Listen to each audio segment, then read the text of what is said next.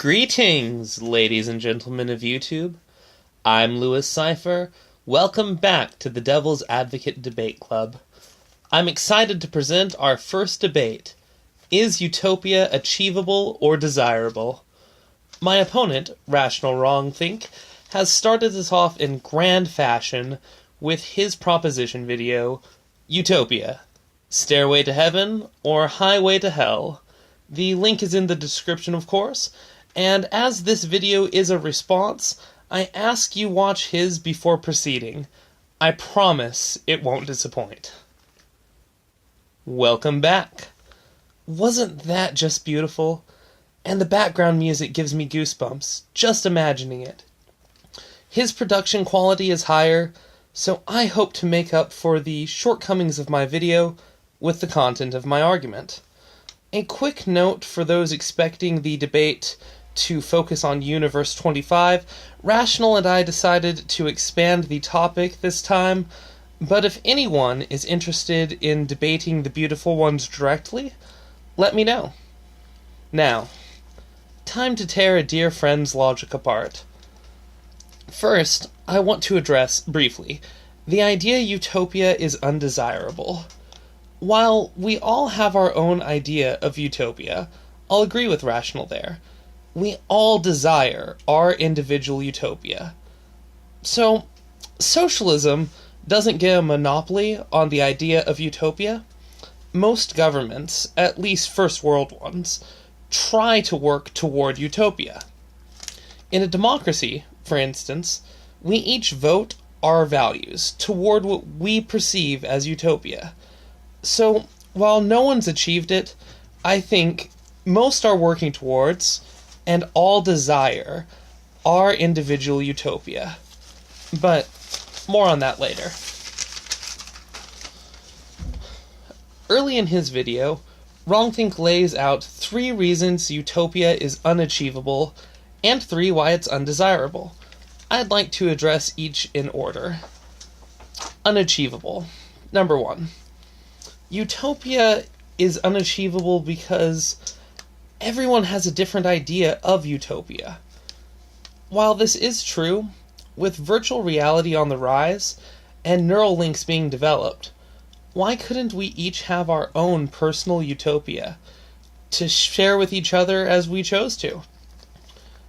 As John Lennon said, a dream you dream alone is only a dream.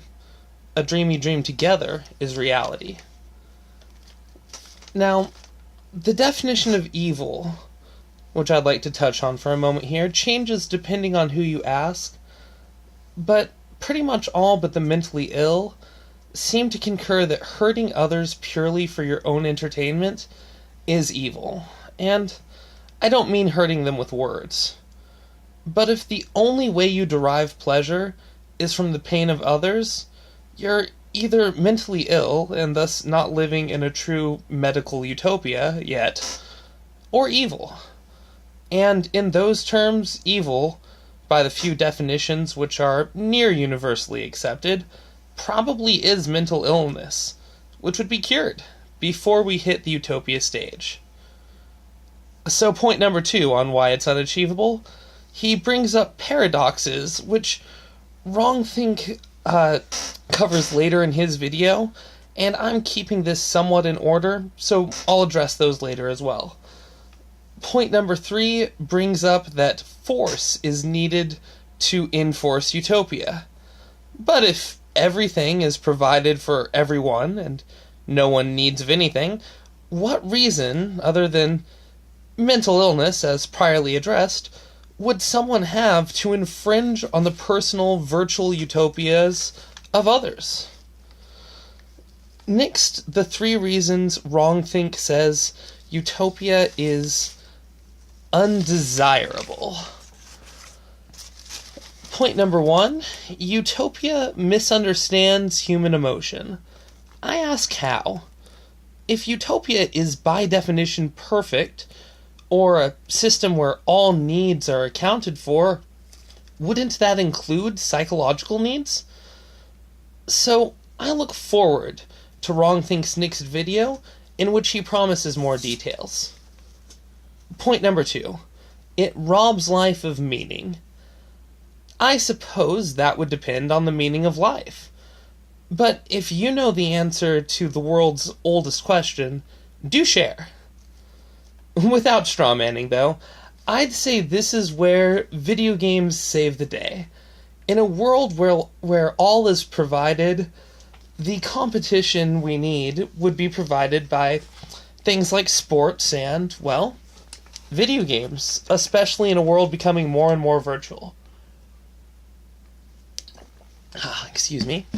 And if everyone has their own personal digital utopia, they would compete for best utopia, constantly driven, at least some, to improve the utopia network, even if many others settle with what they build for themselves.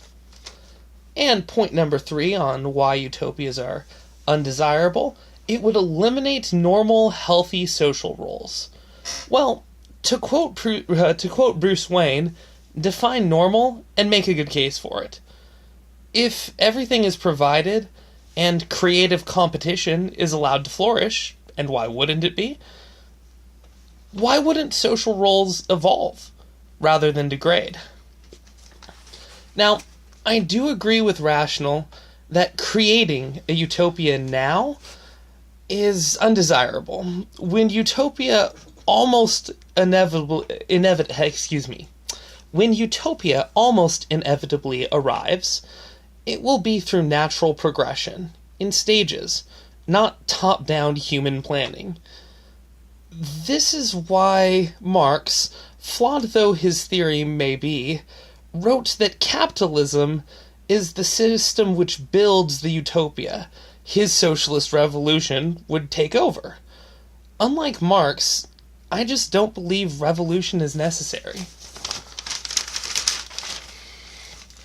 Next comes a 2-stage definition of utopia. And I'm just going to quote from his video. First, without absolute freedom, there can be no utopia. People must be free to speak, think, and act the way that offers them the greatest emotional and psychological comfort. I agree with Rational here, as long as we can add, without infringing on the freedoms of others. There's no place for oppression in utopia, in my opinion. Give me just a moment, I do need another drink.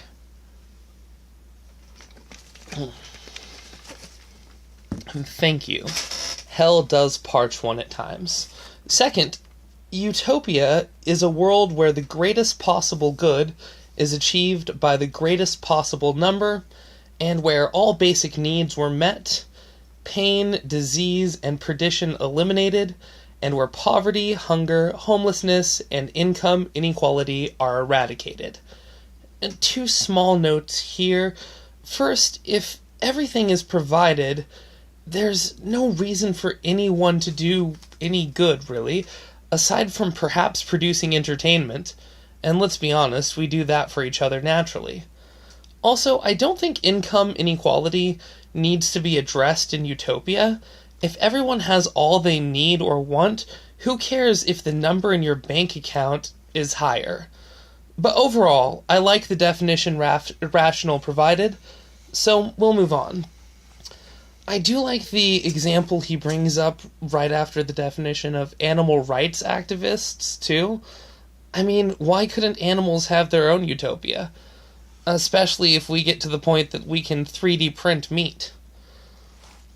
Now, he does bring up, as he likes to go through the lyrics of Imagine, that religion could be a problem. But it isn't religion that's a roadblock to utopia, but rather authoritarianism and fear of perdition. If all that's enforced is individual freedom, authoritarianism isn't really a threat. As long as all they're enforcing is freedom. Fear of perdition through religion is expressed through stress, depression, and other anxieties, which wouldn't exist in a world with perfect mental health. Remember, we should have perfect medicine before we reach Utopia. Quick side note, Wrongthink brings up secular governments killing more people than any other prior history. Any other era in prior history, I should say. This is technically true, but only because of population growth. By percentage of world population, the combined deaths in World War II still only rank as the world's ninth worst atrocity. Secular governments lead to a lower percentage of death worldwide.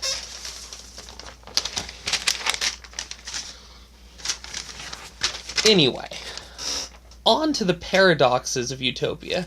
These turned out to be the easiest part of my response. First, how could addictions exist if the addicted are never truly free? Well, there are two solutions. First is making non-addictive drugs with the same fun properties. The second comes in a question form. If you chose addiction and your drug is freely provided, what's the harm? Obesity would be a choice if liposuction were free and perfect medicine, remember? So, I don't see any real paradoxes with Utopia, at least not the ones he brings up. Socialists around the world cite Marx as they pushed for top-down socialist governments, but that's not how Marx's socialism works. Marx predicted capitalism would build the true perfect world for the rich, and the poor would rise up to take it from them. So my question for Marxists is, if you don't think there's a perfect world yet, why aren't you capitalists? It's what Marx preached, after all. Patience is a virtue. We shouldn't strive for global utopia. We should wait for it, while striving to be the best we can. Internet is a United Nations protected human right, and as information spreads, so does freedom. See, humans naturally strive for freedom. It's only through ignorance or misinformation that they're lured away. As the corners of the world get closer to each other, social and cultural differences will shrink. Governments will become more and more alike till a world government emerges, which is only one step down the long, possibly inevitable path to Utopia. But I'll leave how I think we'll achieve Utopia for the next video. Incidentally, if the devil's teachings have made you a capitalist, my vials of unicorn blood are only $100 a piece. So let me know if you're interested, and I'll set up a PayPal just for you. I'd like to thank Rational Wrongthink for getting us started and for the quality of his proposal video. Let me know what you think of it in the comments, and let me know what you think. Is Utopia achievable or desirable, and why? Rational's half of the debate may be kept private for now, so keep an eye on my social media if you want to see his next video as soon as I do. I'll put up the links. Details in the description. If you want more debates like this, please like and subscribe, or just leave a comment with a topic for me below. As always, I'm your host, Cipher, and thank you for watching the Devil's Advocate Debate Club. Now you may say that I'm a dreamer, but I'm not the only one. I hope someday you'll join us, and the world will live as one.